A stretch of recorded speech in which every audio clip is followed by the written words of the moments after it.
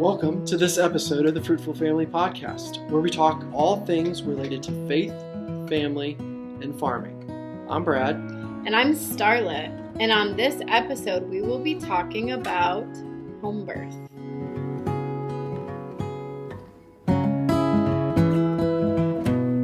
So as a added and new format for episodes, we're trying to add a little bit of real information and statistics, and not just talking about ourselves all the time, but just the reality that's around us. So staying true to that format, here's a few statistics that I found just about home birth in the birthing industry. Is it an industry? It is. It's an industry. So in the United States, there was a large shift historically to hospital births beginning around 1900. Now, prior to 1900, close to 100% of births were at home. Mm-hmm. So we're 124 years out from 100% of births occurring at home. Now, that rate dropped to about 50% around 1938, and then by 1955, so just post World War II, fewer than 1% of births. So in 55 years, it went from 100% to less than 1% of births occurred in homes. But between 2004 and 2009, the number of home births in the United States rose by 41%. Didn't rise up to 41%. Right. It grew 41%. Mm-hmm. The Pew Research Center says that home birth rates rose by 19% during the pandemic, which I'm sure you can determine for obvious reasons. There was a lot of issues with going into hospitals and women being forced to wear masks and things like that while they were pushing and struggling to breathe through the whole labor, limiting visitors and guests and all that kind of stuff. But even with all of those increases, the number still only made up 1.3% of births in the United States for that year. But home births have had a steady pattern of increasing and is now at a 30-year high after all of that. Because hospital births can be difficult. Mm-hmm. Women have chosen not to have as many children. Do you want to add into this aspect of this? Yeah, so I think I've spoken to a lot of women, a lot of godly women who wanted to have a house full of children. I think to them that probably meant 4 or 5 kids. And they just had such traumatic hospital births where the doctor said, your baby's about to die, we need to do this immediately, or they just had a lot of emotional trauma from whatever happened in the hospital that they just didn't want to have any more children, or sometimes couldn't have any more children because of things that happened to their bodies while they were at the hospital. And so that fear that women have about giving birth often is more than they can handle thinking of having other children. So even though babies, the infant mortality rate isn't what it has been in the past, although often, do we really know exactly the numbers of that? Probably not. If you count abortion, it's higher. Well, okay, sure, for sure. Well, so yeah, and so whole other episode. Yeah, so even though stay on track, right, but even though babies are not actually dying in families, it's almost as if they have died because women just and their husbands are choosing not to have more children. So you think part of complications and things like that are contributing to where we are now? So another statistic that we found that since these stats began to be tracked in the 1930s, okay, we are the U.S. birth rate has has been set effectively to have a replacement rate at 2.1 children per family. That's the replacement rate that, and for the first time since these stats were tracked in 1930, America has fallen below that replacement rate and is currently at 1.6. So the average family is having 1.6, which is below the population replacement Yeah. rate. So, kind of our rough outline for how we're going to tackle this subject here in this episode is one, I'm going to share an experience, a traumatic experience I had with a hospital birth. I want Starla to share her experiences with hospital birth because we did have our first three together in, is it three? Yes, the first three in the hospital. And then we just want to talk about a couple other things related to that. So, first off, I'll start with mine. So, almost 15 years ago, or I'm sorry, 16 years ago, my daughter was born, and she was born 3 weeks early because her mom had indications of preeclampsia. So she was taken into the hospital, and they began to induce her with pitocin. And what ended up happening, and it was extremely stressful for those reasons, right? We didn't know what was going to happen, and a lot of stuff going on, and emotions. It was our first child, and things are just chaotic with that to begin with. But all in all, she was literally in labor for 36 hours. And what had happened is she got admitted to the hospital. They began inducing with pitocin, and they said, "Well, we're giving her all she's got." Like, that was all that they would give her, and they said, "This is the maximum dosage that we can give her." And so she was doing consistent induced contractions, like less than 4 minutes apart.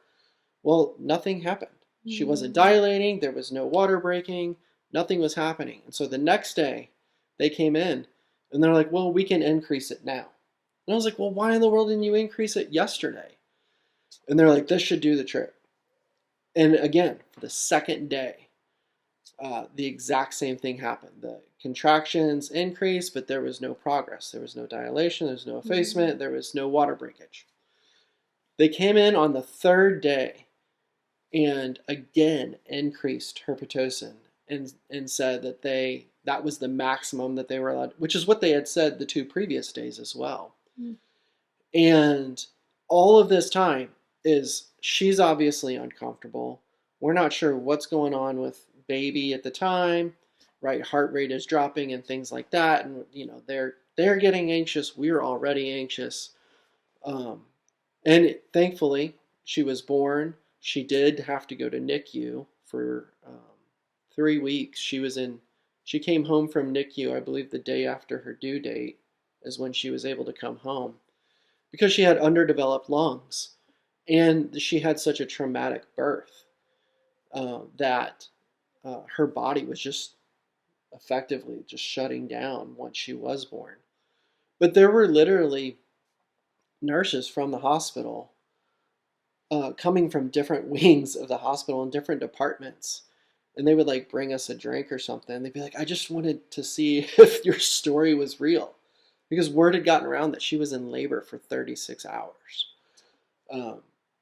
And unfortunately, that didn't completely turn me off to hospital births, but it certainly was a traumatic experience that I can certainly understand why some women would have hospital births and have things similar to that happen, and then determine this baby stuff is just not for me. If this is what it's going to be to have a baby every time, like I'll die.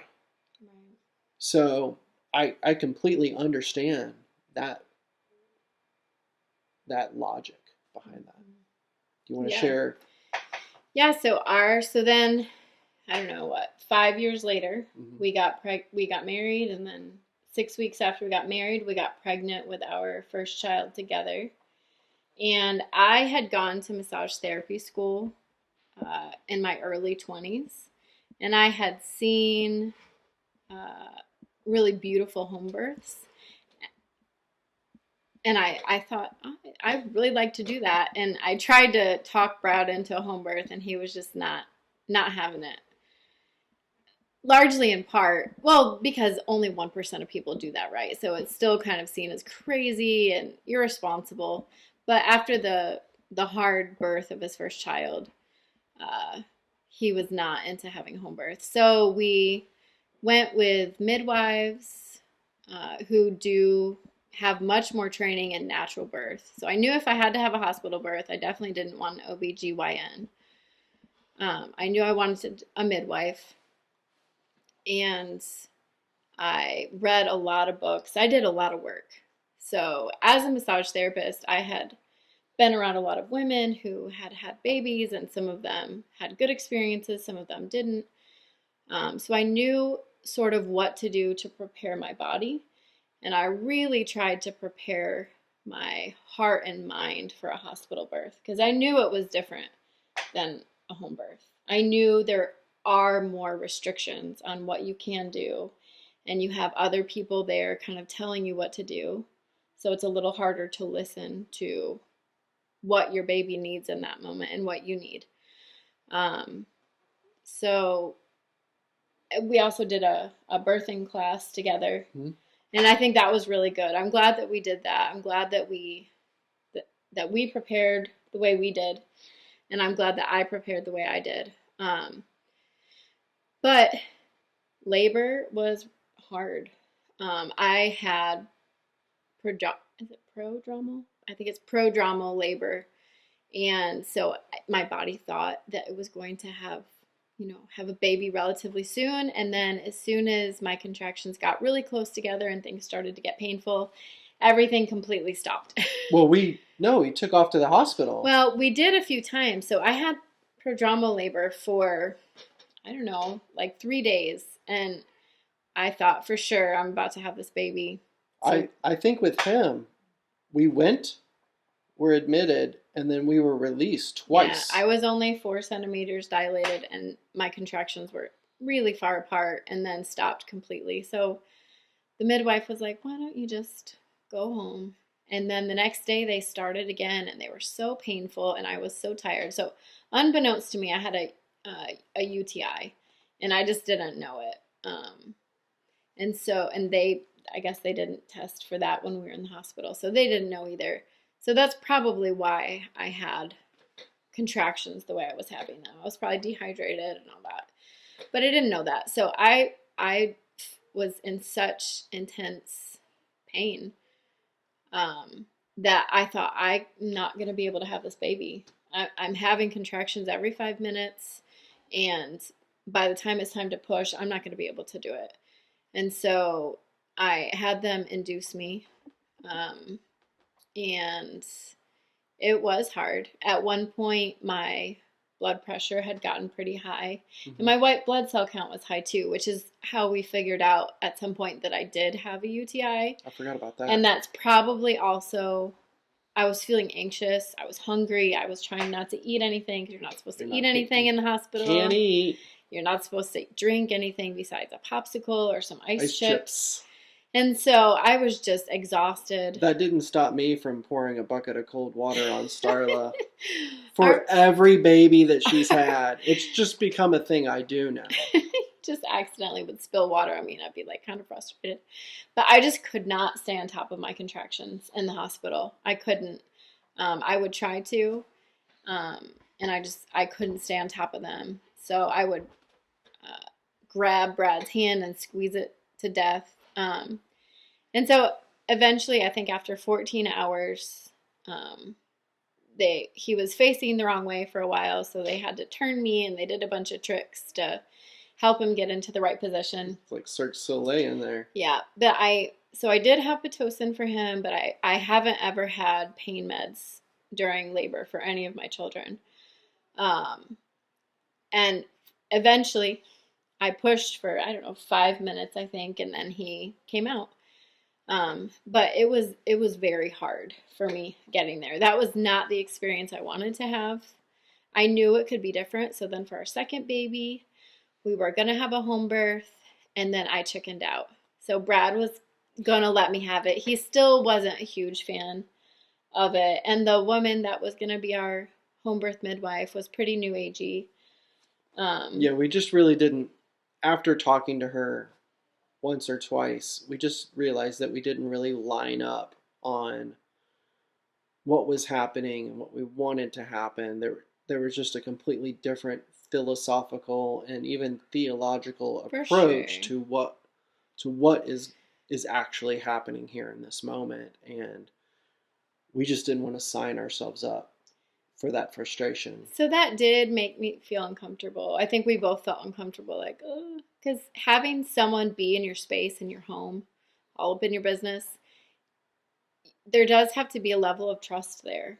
And so when spiritual beliefs are so far off, it can be kind of hard to invite someone into that space. There was also a financial component for me. We still had a house that we were trying to sell, and we had renters in it, and we had to We were kick evicting the them. renters out, and it was Yep. just kind of an uncertain time financially.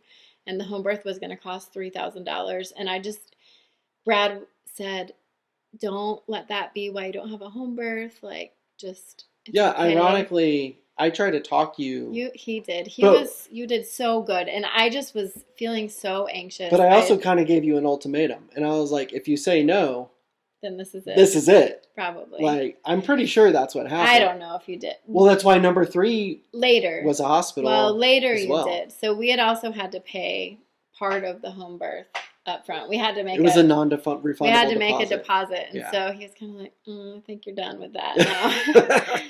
So I was definitely kicking myself at the end of my labor, or the end of my time of being pregnant for baby number 2. I really wanted a home birth, but it was too late at that point, which is fine. I totally understood his reluctance to try to get a home birth person in there again. So Pax was born, and it was much easier than Haddon's birth had been. I was much more prepared. I didn't need Pitocin to get labor really going. You did need a little bit across the finish line, didn't Right. you? So my babies are big.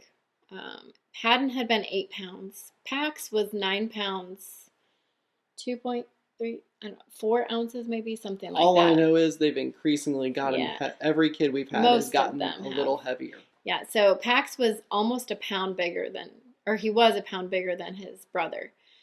And Which is funny considering their body types now. yeah. So my labors stop after I didn't have Pitocin for any of my other babies during normal labor. All of my labors stop for hours. Because I have huge babies and they want to try to get into the right position in my body. And I'm probably just exhausted because they're huge and it's a lot of work on my body to push out such a big baby. So my labors stop. Well, I didn't know that that was my pattern because the first time I'd had Pitocin. And I was feeling ready to be done pushing out a baby or getting it out of my body. And so Pax had some Pitocin at the very end because they were kind of worried that my labor stopped for so long. And then when he came out, he was kind of blue because I was on my back pushing, which is not a good position to push in. And I was holding my breath, which that is probably not the best thing to do, but I just wanted him out of there. I was ready to get this baby out. So I had been pushing way too hard, and you do have to breathe when you push because it can make the baby not breathe the way that or not have enough oxygen. And so he came out very blue. They knew that I didn't want them to cut the cord yet, but when he came out, the midwife said they thought he needed resuscitation away from me, and so they cut his cord against my will and whisked him away for like 2 seconds and then brought him right back. Well, they didn't even have to. Like, they whisked him away and they immediately brought him back because he was breathing. Like, I knew he was fine. I was like, it's okay, buddy. You're fine. And so while that doesn't seem terrible to a lot of people. Like that really wasn't it wasn't that bad, but I wanted to be the first one to hold my baby. Well, that's I normal in didn't. typical hospital settings. Is the first thing you push the baby out. The doctors take the baby, they rub it, they get it breathing, they wipe it down, they do their, and then they give it to you. Like I think that's a That maybe typical is what practice. maybe the midwives typically try to keep the baby on you the whole time, skin to skin, because that's really important. Yeah, So our our midwives were midwife good about that. that was their Right. practice for sure. It's just that's not what happened with that baby, and I was just really upset that that hadn't been the experience. Um, but overall, it was really not so bad. But I still needed pitocin, and I really didn't want any medication. Pitocin isn't great for babies' brains. There's a lot of research on it. You could Google it and look it up, but it's not ideal. Um, if it's the only thing that your baby needs, that's still better than a lot of I'm a other Pitocin things. baby. I don't know. Right. It's just not, just, I mean, we all were from the 80s. So was I. And it is still common practice in a lot of births just to immediately start a woman on Pitocin, but it's just not ideal. So then for our third baby, so all these babies are like back to back. Every year, basically, I was getting pregnant. So this 15 months apart and then 17 17 months months apart. apart. So then my third baby, the home birth ship had sailed. She And lost Brad her was like, chance. he I was was like, done with it. no more home births. No more We're done deposits with that. lost. Yeah. And because we really didn't have much money during any of this Yeah. time. Like, we really were. Things were tight. And so I had a hospital birth again. Same midwives. So if you have to have a hospital birth, midwives are the way to go because you're still going to have a much more natural birth. They're not going to be as hands-on. They're not going to make you do things unless somebody's going to die, basically. And so the third birth, again, my labor stopped. And um, I had to have Pitocin for that baby too. And I just felt really discouraged about that because I really thought if everyone just left me alone, so all the monitors and all that stuff just made me feel really anxious. And it just really messed with me being able to have an undisturbed birth because I felt really anxious as soon as we stepped into the hospital. And some of that is It was the me, bracelet. The bracelet was like the hospital bracelet. I remember it was like your trigger. maybe. And you would like immediately just like get anxious. Yeah. Like even if you're not claustrophobic, you ever have that feeling like when somebody does something that like just makes you feel restrained, even though you're not really like it. Right. It's just a feeling. It's just like this physiological response or Yeah. psychological, psychosomatic. I don't know, one of those big words Yeah. where you just that happens and it makes whatever you're doing real. Right. Because I didn't really want to have my babies in the hospital. I really wanted to have them at home. And I had worked for hospice, which was really great experience, but for me, the hospital was in my mind kind of relating to death instead of birth. And my previous two births hadn't gone exactly the way I wanted them to. So my third birth came, needed Pitocin again. I mean, she came out great. It wasn't super hard. Um, she was beautiful.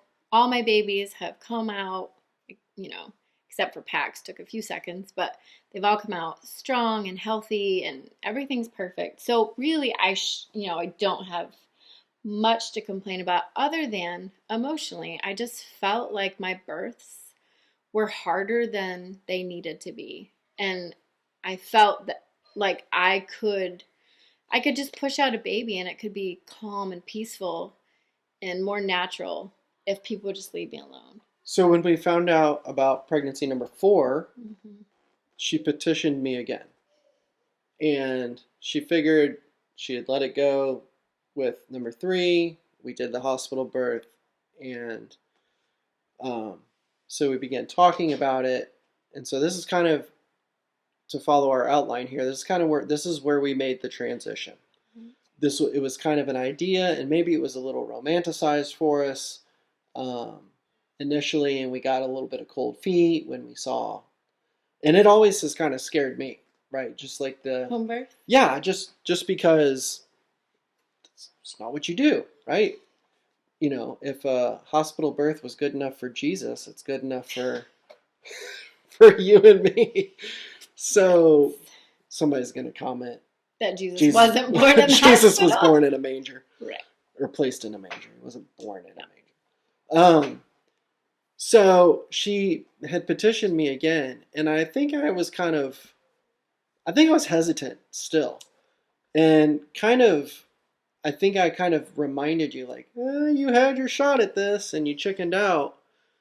And the more I started, and so part of the context of this is that this was going to be, we were going to have to pay cash. A lot of cash. A lot of It was like cash. $5,000. And We had very bad insurance. so I came to the conclusion, I made a fiscal decision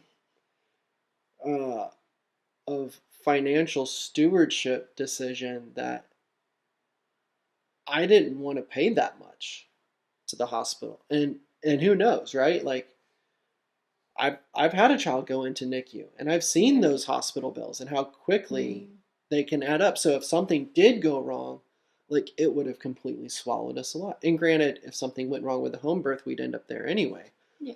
But still, like I was looking at this in dollars and cents and began considering it. And I think when I told you, you were shocked that I had said, okay, let's.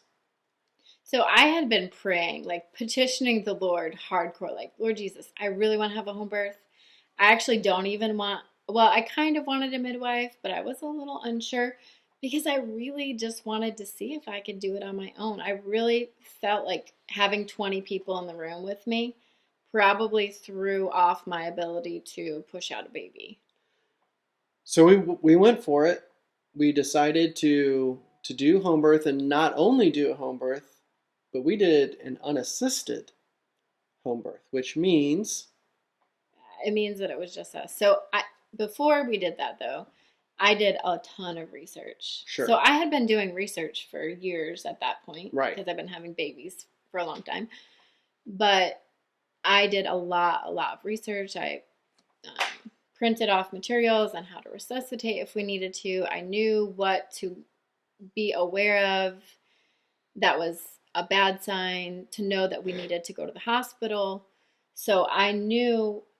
and we had prenatal care. Right. So I was as prepared to do a home birth as a lay person could be. Right. And I shared that information with Brad about like what to do if this happens or that happens. And he had been a police officer, so he had resuscitation training in general, not necessarily for babies, right, but and first aid training. And we live 5 minutes away from the hospital. And I think that was part of the big decision-making process for us. Right. Was if we lived where we live now, we probably would have never, we at least wouldn't have done it unassisted. Right. We had prenatal care through the same midwife office that we had for the previous 3. Mm-hmm. We actually didn't tell anybody that we were doing a home birth. We did not tell our family. We did not tell the doctor's office. Nope. We didn't lie to anyone. We did not lie. Tell anyone. And so we'd committed to do that. And if there's guys listening to this home birth podcast and you guys are on the fence about it, I'll just be honest. Your first one is just terrifying, especially if it's unassisted. Like I was watching YouTube videos like 30 seconds before the baby came out. Were you? Yeah, I was. I didn't know that. But the wonderful thing, and I'll share why. So I made the financial decision. I made it. It was a financial decision for me. After the fact, she was born on a Sunday, the same day that our son was born on, just 4 years apart. And the entire day, I remember we stayed home from church that morning because Starlet, every kid has gone into labor like 3 o'clock in the morning. Mm-hmm. That's the witching hour. It's 3 o'clock in the morning. If If she's not out of bed at 3 o'clock in the morning, then we're not having a baby that day, most likely. So I remember you started about 3 o'clock in the morning. We stayed home from church, um, and the kids and I were watching Moana, and Starla was laboring in the near bedroom, listening to the soundtrack of Moana, and it actually It was was amazing. And so she was born 10 or 10:30 at night. 10:45. Okay. Yep. And a couple things I remember that. One, I remember thinking to myself and telling Starla a few days later, this was the most like undistracted, peaceful childbirth that, and I like hated to admit that. Because for me it was just purely, it wasn't like, it was just a financial decision. And maybe the next year if we had more money, I'd do it Have us go differently. to the hospital. Yeah, I don't know what would have happened, but it was she was so comfortable laboring in our own house where she could go to the kitchen, she could get a drink, or I could get her a drink, or I had spill it on her, get her some food. I had lots of snacks. I felt great. She had everything. And I was able to spend the day with the kids, and they weren't stressed out and anxious because they had to be somewhere else, and we weren't with them, and them wondering what's going on with mom. Is the baby here yet?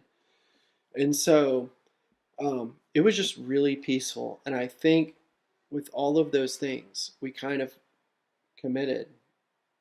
At least I committed at that point that like this is the way. To be Mandalorian about it, this is the way.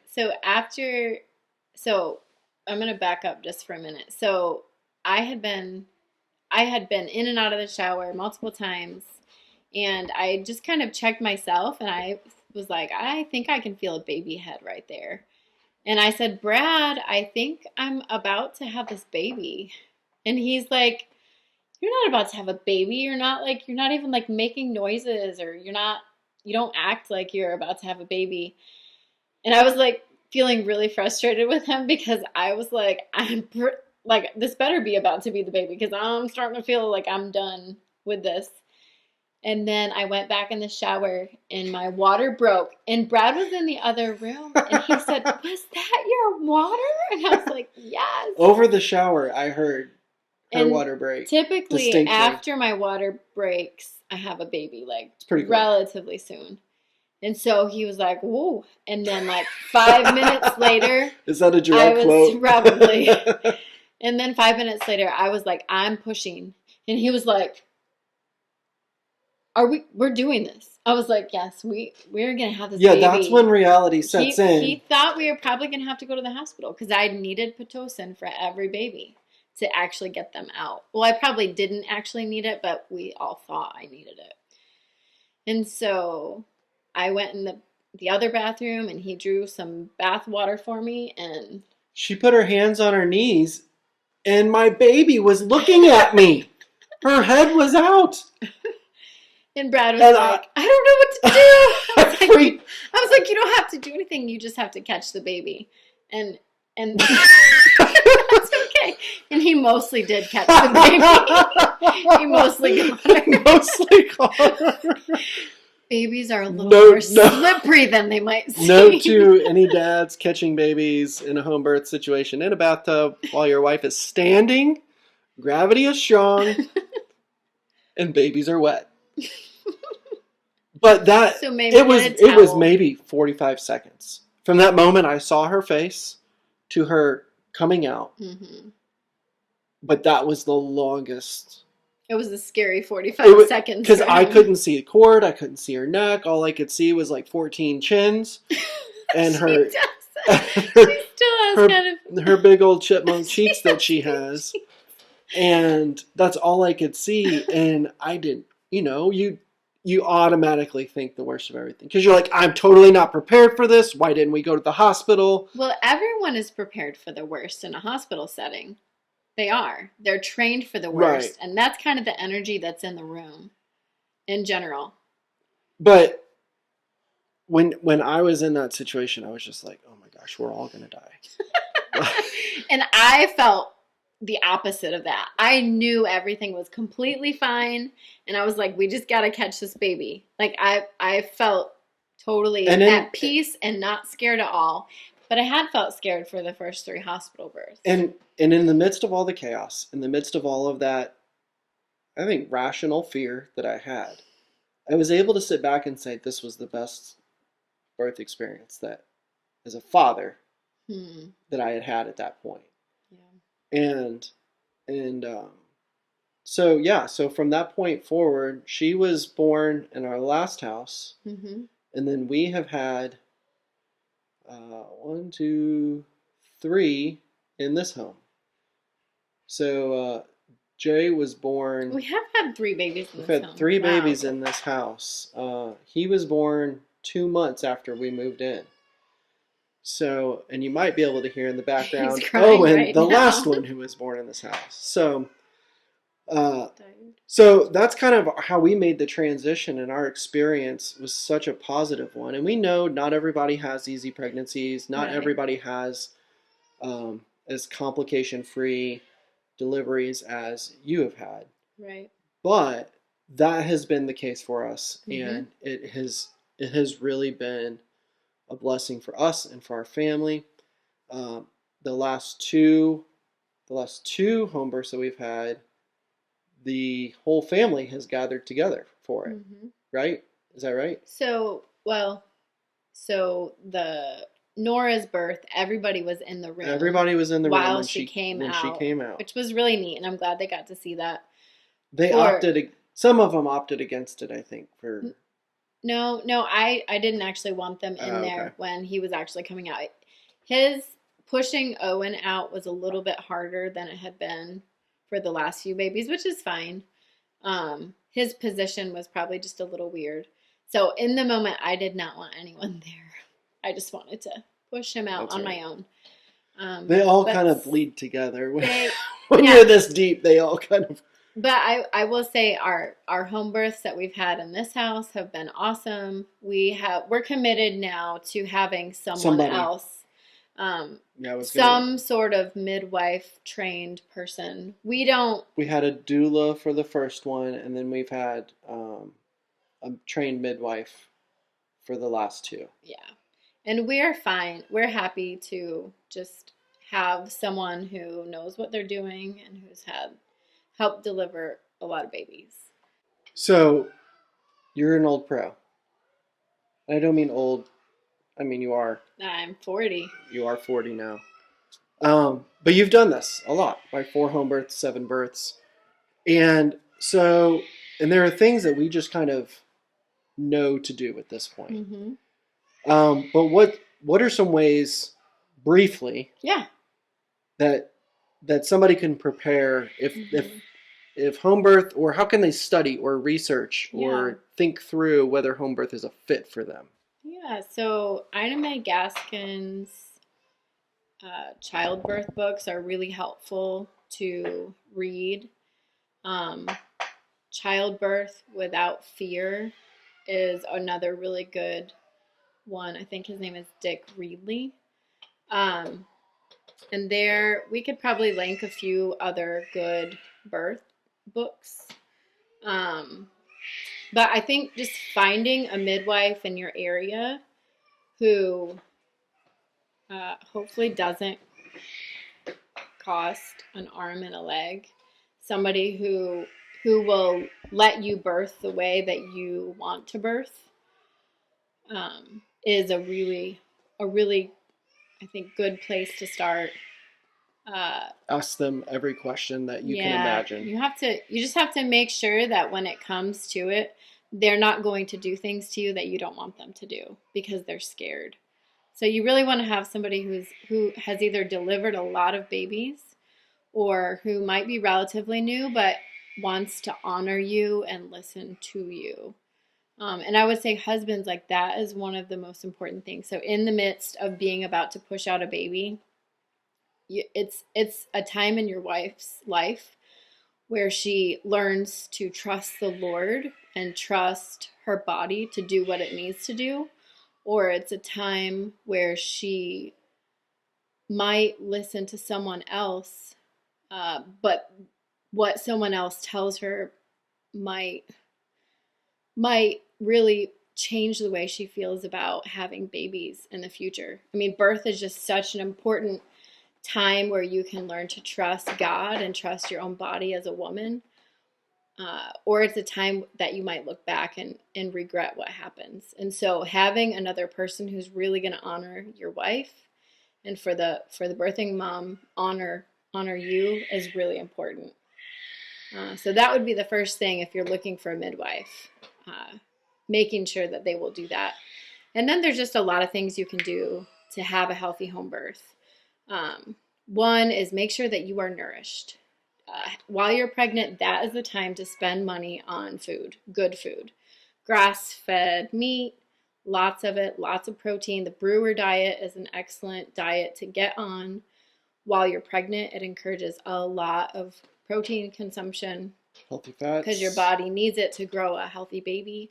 Yeah, lots of healthy fats, some good, healthy, safe herbs for your body to help you get all the nutrients you need in your body. Lots of good vegetables, lots of bone broth, and lots of nourishing drinks that are going to help you feel hydrated and well.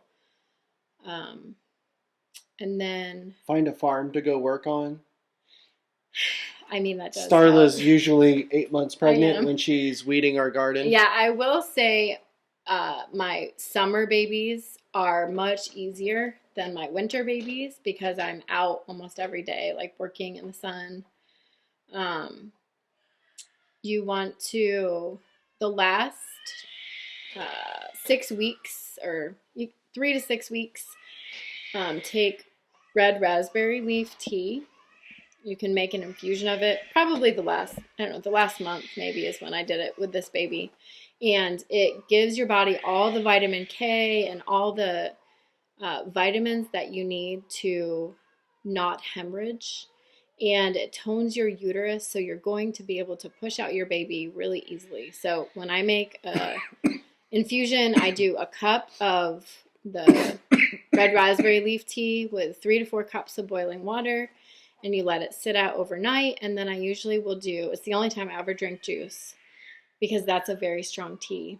I'll drink half of that, or a half a cup of that and half a cup of juice on ice, and it's delicious. And my last baby came in 4 hours. So I think it does make labor fast, but that's so good for your body. It's just going to fill you with nutrients. So there's that. There's taking dates for 3 weeks before you have your baby. I think it's 5 dates a day. You want medjool dates, and that ripens your cervix and gets everything ready for your baby. And I think that really does help to prepare your body to have a baby in a timely manner. And then I always do evening primrose oil the last 3 weeks, and you can take that orally and internally. And that also really helps. So those are the things that I do before having a home birth.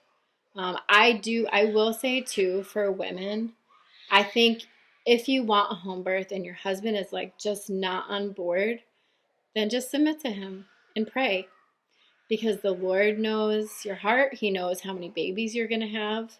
And I did not pitch a big fit about not having home births. I mean, we had a few conversations about it, and I think I relayed some grief that I really wanted to have a home birth. But I submitted to Brad, and I was okay with having hospital births. Now, thankfully, God heard my prayer, and we have had amazing home births. But ideally, you're going to have a lot of babies. And so if your first few babies are hospital births while your husband is not ready, and then maybe he'll be around some men who are home birth men, husbands, or maybe he'll read something, or I don't know, something might happen that will change your situation. But I would say you are going to be married to your husband forever. So, I mean, not forever, but, hopefully your whole life. And so it's better to submit to him over this than to really pitch a big fit and make everything miserable. because God knows your heart and probably will soften your husband's heart to it if that's what God wants for you. Yes. Yeah, so those are good things. And as always, with any of the topics that we discuss, there's so much that we can't talk about. We don't have Right. Yeah, enough there's a lot. time. We've got babies screaming in the background here. So that, as always, if you have any questions or there are things that you would like to know deeper on any of the subjects that we talk about, please reach out to us. Send us an email. Find us on Facebook. Not Starla individually because she's there, but she's I'm never not on there. Facebook, yeah. But look us up on Facebook. Find us, Walker Family Homestead. You can find me on Facebook, send messages, and we can be sure that we try to do our best to answer any questions. Again, as with our last episode, we're not medical professionals. Right. We are not prescribing home birth, and we are not requiring it or anything like that. No. But there's a growing interest in it. We have experience in it, and so we wanted to take an episode to talk about that. Mm-hmm. One last thing. Do you have something else that you wanted to share? I do. So there's two things I want to share. So I think we'll end it with, it really is easier to have a baby at home when the mom is safe. It's just easier. And husbands, if you're on the fence about should you have a home birth, so they say that the same hormones that get a baby in your wife's belly are the same hormones that get the baby out. And so when you're having a baby, literally there are 7 people at least in the room while you're pushing out a baby. And that's all, unless it's Pitocin, it's hormonal. It's your hormones in your wife's body pushing the baby out. And so for most men, the thought of having 7 people in the room with you when you're making the baby would totally freak them out. But that is the equivalent of what it's like for your wife hormonally when she's having to push out a baby. And that's just the truth. There's science to back that up. And so it's just something to consider. If you're really kind of on the fence, should we do a home birth? Should I only do hospital births? There's that. And now for number 2, we will be hopefully having our fifth home birth in September. Yep. Starla is pregnant with at least 1 child. Probably just 1. I have assumed the past 5 babies are twins, and none of them have been. But Lord willing, we will be having another home birth come September. We have a due date around September 1st. Our second boy is thrilled because of all of our children, he was the only one that did not get to share his birthday. His birthday was all his. And when we told him, he cried tears of joy. And so we hope that you celebrate with us. We are looking forward to adding to this crew. The Lord has blessed us with another child. So with that, thank you for tuning in to this episode. As always, leave us a comment. Subscribe if you haven't already. And if you would, leave us a review on whichever platform, whether it's Spotify or iTunes. If you're listening to us, leave us a review, and that helps other listeners find us. And share our podcast with some other people if you found it helpful, encouraging, or even challenging. And so we will sign off on this episode. As always, be fruitful.